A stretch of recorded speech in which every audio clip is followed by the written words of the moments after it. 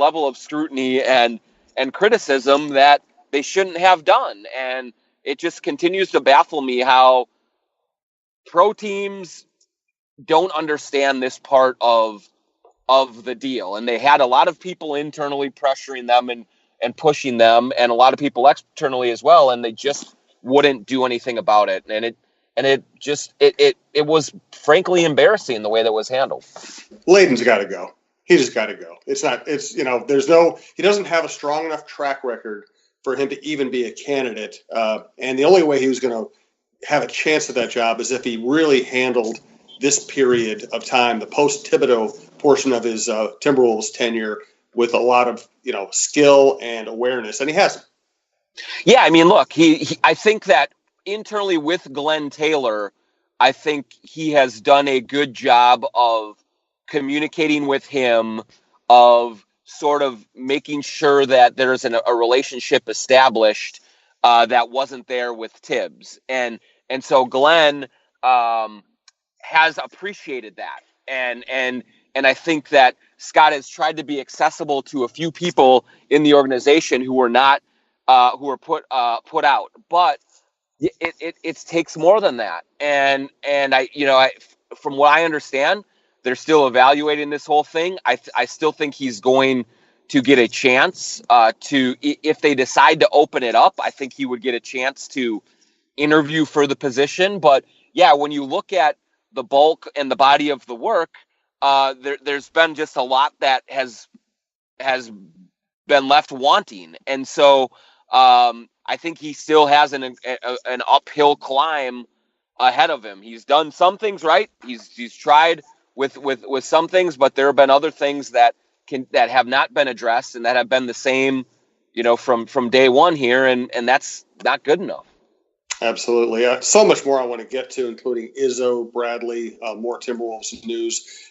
Do want to thank TSR. I'm sorry. Excuse me. I'm so used to saying TSR Injury Law. I want to thank SodaStick.com. I should be used to that too, because they've been working with us for a long time now. They have the Blade Shades. SodaStick.com. They have the Blade Shades, which are really cool. They have the new release of the Minnesota Seats Foamy Trucker Hat, which is a hat with MN on it with kind of a pattern that looks like the new Allianz Field seats in the new soccer stadium. They have North Star foamies. They have some Neil Broughton stuff. They have a La Tortuga t-shirt, which refers to Williams Ostadio, who I really hope makes the Twins team. They have the Minnesota hockey stuff. They have the North Stars, curling, Herbeck. At least somebody looks suspiciously like Herbeck. The Minnesota Basketball 99 shirt that I wear all the time. The Minnesota football, the Moss Moon, Minnesota soccer. They also have an event coming up, Minnesota Craft Beer Festival, April 13th, 1 o'clock to 5 o'clock at the Minneapolis Convention Center. They do a great job with their pop-up shops. Go check them out. They also now have a members-only club, which gives you a lot of benefits. Check that out as well. And if you're a hunter or you want to decorate a man cave, go to the bottom of their webpage. They have all kinds of stuff for you there. We appreciate it. Sodastick.com. So let's get into two coaches here, and then let me know if you have any more Timberwolves news you want to get to. So the Bradley coach and the Bradley Braves embarrassed themselves by, John, it's always been the case, but I think with social media we realize even more now what the reality. We have the most high-profile jobs that people don't understand. Right. It's not that, and I'm not saying we're really important people or that sports journalism is the most important thing in the world. It's not. There are way more important things going on in the world. But if you're going to invest in sports and sports coverage and reading people and listening to people, you might as well have some idea how this all works. We do not work for the teams we cover. Now, there are people who do work for the teams they cover. They're on team websites. And there are journalists who are suck-ups who will play that game to get more access. But that doesn't mean it's the way it should be. You should be getting a fair take, a fair view from the journalists you cover, you follow, whether it's straight reporting like John does or more opinion-based writing like I do. You should be getting a fair, straight shot.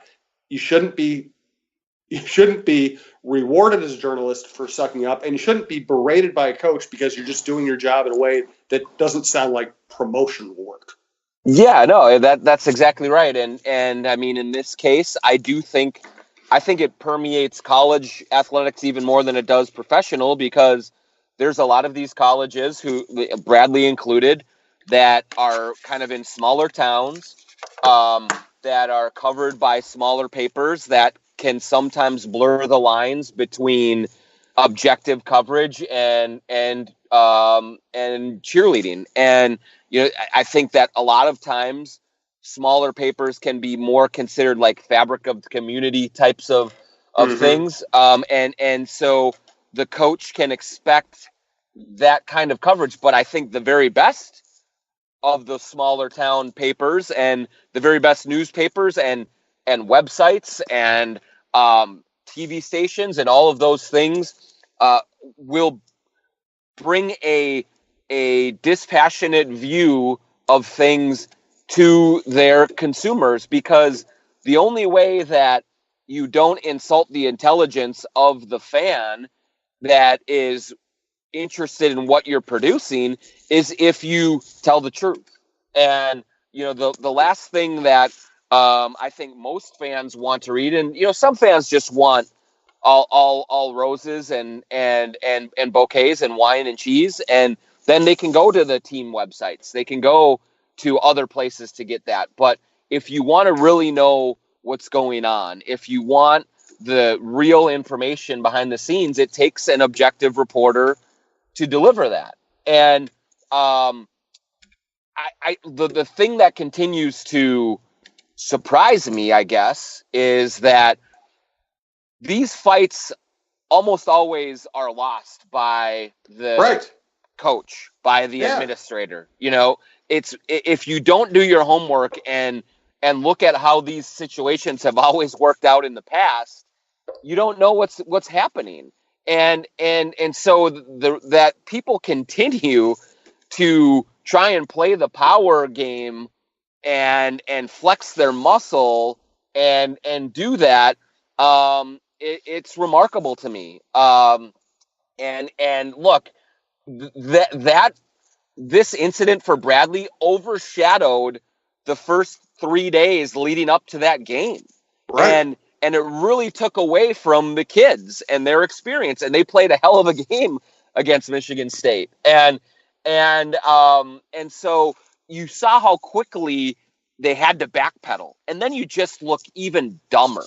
And so there is no excuse anymore for any coach or any athletic director or any, GM or any owner in professional or major college athletics in this day and age to not know how to handle this part of it.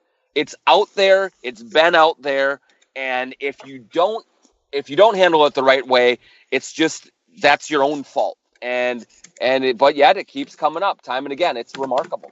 It absolutely is. Let's get to Tom Izzo and then some more Timberwolves news. I do want to thank Bitesquad, Bitesquad.com. Go to the Bitesquad app. We appreciate them supporting the network the way they have. Get hundreds of local restaurants delivered right to your door. You can sign up to their Bitesquad membership program. Get free unlimited deliveries from restaurants within a 4-mile radius for $5.99 a month. If you haven't used Bitesquad before, use the promo code TALKNORTH. You can even I don't even know if it works if you type it in if you've already used it, but we appreciate everybody who's supported us by using that promo code. And you can you make your life simple with Bitesquad. I do it all the time. Don't settle for frozen pizza. You don't always want to have to do dishes. You don't always have to battle parking, traffic, weather, crowds. So I use it all the time. My wife and I use it all the time. And you can even order for lunch when you're sitting in your office. So check out Bitesquad.com. Download their app. Use the promo code TALKNORTH if you haven't used them before. But even if you have used them before, check out their membership program and support them because they support us. We do appreciate it. So the Izzo thing is another one of my pet peeves. For a long time, I really admired Izzo. He has always been, a pretty good guy to cover. I know the Michigan media really enjoys him. He always seemed to do things the right way. But, man, the way he went after that player, screaming in his face, getting almost literally nose to nose, almost seeming to threaten him physically, I'm not comfortable with it. And what I really hate is if you ever criticize somebody like Izzo in this situation, you get the response, my coach was tougher than that on me. Yeah, right. Look how well I turned out. Well, we don't know that you turned out well, buddy. Yes, that's a great point. Yeah, we're just taking your word for it on how you turned out. I am conflicted on this. I'll say it. Because I can't even tell you how highly I think of Izzo. I have dealt with him a lot in the past, and I think he is a really good leader. I think he's a great coach. I think he, in general, has a good feel for how things are supposed to go. All of those things, but the initial sort of confrontation, if you want to call it, I was okay with, actually. I mean, yes, he was fiery. He was in his face. He met him out on the court. That didn't bother me as much because I think I've seen Izzo do that for years and years. And if you're a player and you go play for Tom Izzo, you should expect some of that. I mean, that's just part of the gig. But when they were in the huddle and he was sitting down and then he had to get up out of his chair and then a couple of his players had to sit him back down, that seemed to be on the brink of losing control a little bit. And that is always something that gives you pause, I think, when you're watching that. And especially for a guy who has done it for as long as he has. I mean, you love the competitiveness. You know that he really cares. And I think that in general, he is trying to get his point across. But I did think that in that particular case there, I thought that was too much. And I think anytime you need your 19 or 20-year-old shooting guard, McQuaid, to grab you by the shoulder and have you sit back down, then that's showing a level of volatility that probably goes beyond what needs to happen. And so, yeah, I thought he did cross the line there. Brendan Quinn, who is one of the very best college basketball writers in the world, writes for The Athletic and covers Michigan State and Michigan. He actually wrote an unbelievable story about Izzo and that particular player leading into this tournament and sort of the constant back and forth that they've had. And the player asking Izzo, like, what more do you want from me? Why are you so mad at me? Those kinds of things. And then it seemed like they had reached an understanding.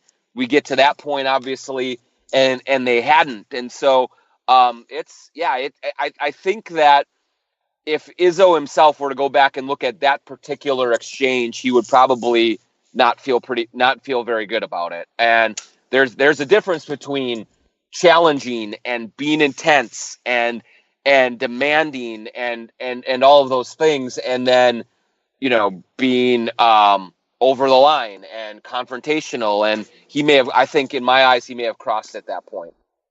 Well said. Let's talk about Ja Morant and then finish up some more Timberwolves news. It looks like he's going to be the number 2 pick in the draft. And wouldn't it be fun? Oh, God. Morant was passing. Don't do this to me, Jim. Don't do this to me. It would be amazing. Yeah. And so, you look at it and the Wolves are not tanking, but all of these injuries and the way that they're playing right now, it looks like they just have lost focus. It looks like they are, they're kind of looking forward to the off season, and the losses are coming and they're piling up. And the one silver lining, and I always hate it. I don't like looking at the lottery and all this stuff, but they could right now. I think they are in 11th place in the draft lottery odds, which means they have like about an 8% chance of jumping into the top 4 picks in the draft. There are like 3 or 4 teams ahead of them that are only 1 or 2 wins behind them, essentially, in the standings, that could easily be caught and surpassed. And if we're able to climb up into like 8th in the standings, that improves their odds to like 39% to get into the top 4. And that's a big jump in percentages. Now, it's still a long shot that they would get there, and it's even longer shot that they would get into the top 2. But there is a chance, and I do think that a dynamic point guard is something that they're going to need. Jeff Teague may have one more year here, may not. But even if he stays for one more year, he's not the long-term answer.